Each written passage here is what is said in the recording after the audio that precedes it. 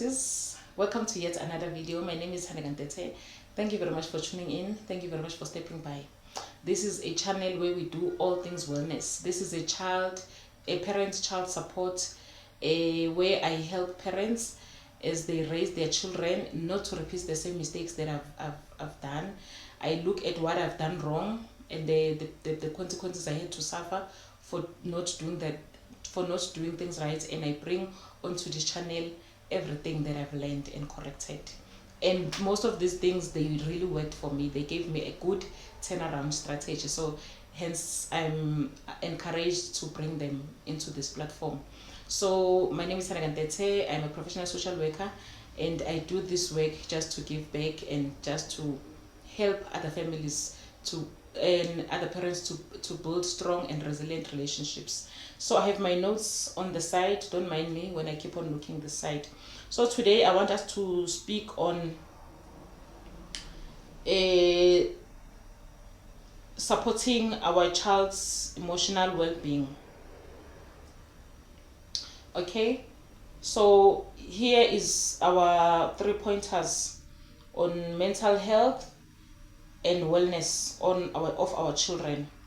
So the first point on how to support our child's emotional well-being is check in regularly. Royalties, I don't know how to overemphasize this point. When you check in regularly with your child, their emotions, their thoughts, and their feelings, it is so beneficial in your relationship with your child. It brings you so close. It builds a strong relationship between you and your child, and it gives a sense of stability. You know, your child knows what I can be judged, I can be bullied, I can be rejected outside there, maybe at school or at work, whatever the case. But I know when I'm with my mom, I don't need to become something else. I just need to be myself. Because sometimes our children go through the most at school or in the community, where they suffer rejection and they suffer bullying. They end up becoming people that they are not.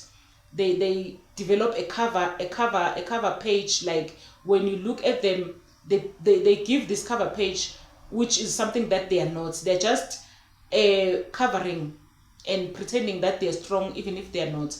But when your child comes home, they must feel, because I'm in a safe space.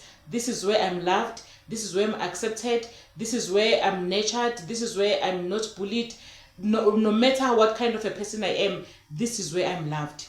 So when you keep on checking up on your child's emotions and feelings and thoughts, it brings that courage to the child to say, I don't care what is happening. We might not have money at home. I might not be that child who's pampered, who wears expensive clothes, who gets everything they want. But I know when is a stability and love and support, I get that at home. So your child needs to know that. And in that way, they'll be able to be the child who's so open with you, who tells you everything. And you know where your child is heading based on you finding out on their thoughts and their feelings. So it is important to check in regularly. When you check in regularly, this is what you do. You ask open-ended questions like, how is your heart feeling today? You know, when you ask your child, how is your heart feeling today? That is a very deep question. It's unlike just saying, how was your day today at school? They will just tell you based on what happened at school. But when you say, how is your heart? It goes deep to saying, even here at home, what is it that happened today that does not make you feel good? What happened today that excited you, that made you feel so loved and appreciated in the home or at school or at work, whatever the case may be. So you make them to focus on the issues of their heart. You make them to even dig deep. Sometimes your child is not feeling okay and they're not even sure, why am I feeling like this? But if you ask that kind of a question, you make them to draw deep, to go even deeper and deeper. And as they are telling you about what happened, they start even to understand the kinds of emotions that they are having. Maybe your child has been feeling down the whole day, but they don't even know why. But as they respond to your question, they will keep on speaking, and they get some revelations, even for him or herself. Oh, no wonder I'm feeling this. I'm feeling like this. When we were playing today, someone made a comment. Although I didn't pay attention, at the comment at that particular time, but I can see how much it affected me. I can see how much it affected my mood. So as they speak, as you let them to explore their day or their feeling or their hearts, you also pick up some things, and that you'll make maybe as follow-up questions. It helps your child to understand their world, their thoughts, and their feelings. The second one says create a safe space. I cannot overemphasize even this one, royalties, to create a safe space for our children. Listen without judgment and validate their emotions. When you listen without judgment, that means whatever your child tells you, you're gonna take it in, and you're not gonna respond based on how you feel, but you're gonna think critically and process what they're saying. You process the information, and you make sure that you don't respond from your emotion. The only time you can respond based on your emotion is when they're saying something that excites them, when they need to be celebrated. Then you can just pop up from your emotion and celebrate them and say whatever good things and encouraging things that they need to hear as they are being celebrated in that moment. But when a child is saying something that takes you back, do not show them, this is how you are feeling, because next time they will pick things that they tell you, and they will omit some of the information. Let's say your child is telling you something that is so sad, and you just break down and cry more than them. Your child will start omitting some of the things or not telling you everything, because they're trying to protect you. But in this case, you are the one who's supposed to protect them. But now they feel, hey, mom is so weak when it comes to being strong in terms of difficulties. So I'm not going to tell mom this and this. Rather, I will share this with my friends. I will share this information with my friends.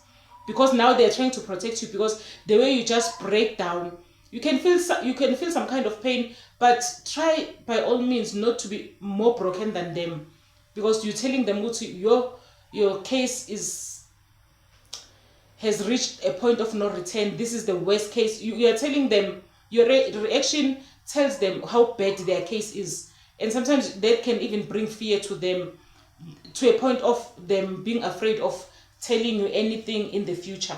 So try to be strong as a parent. Do not be so broken that your child feels pity now for you, instead of telling you what is what and what is not.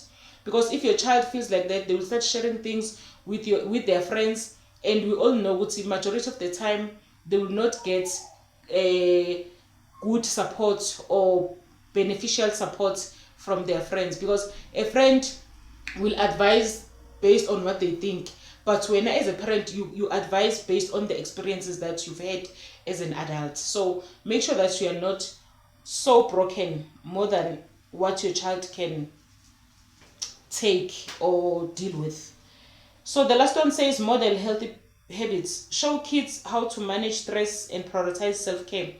It is very much important, royalties, to manage stress well. This also speaks to the previous point that I just made.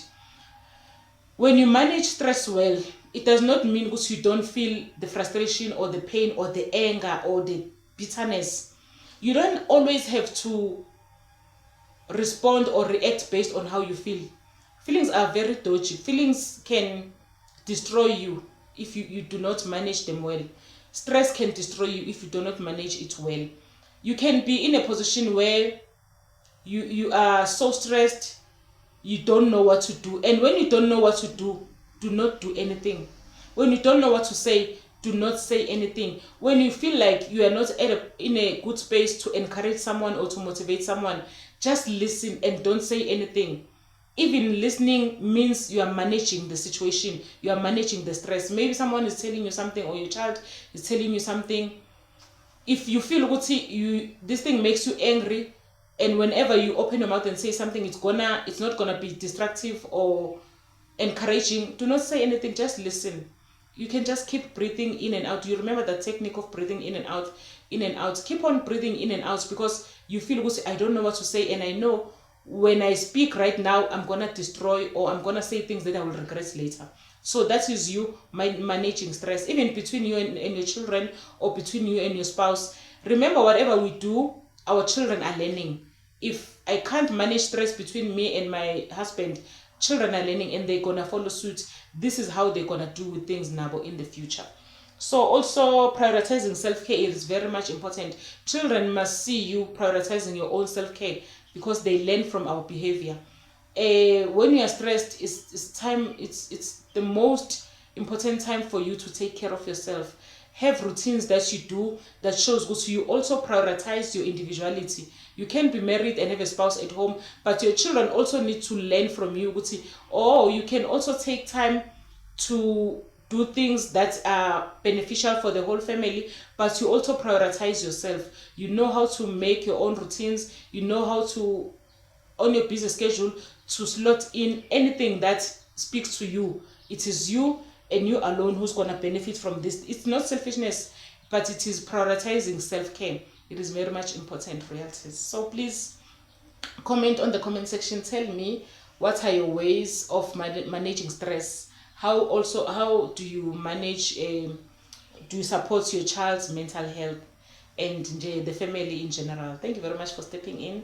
Thank you very much for joining. Please don't forget to comment, like, and subscribe to grow the channel. Stay blessed and stay safe until we meet on the next video. Ciao, ciao.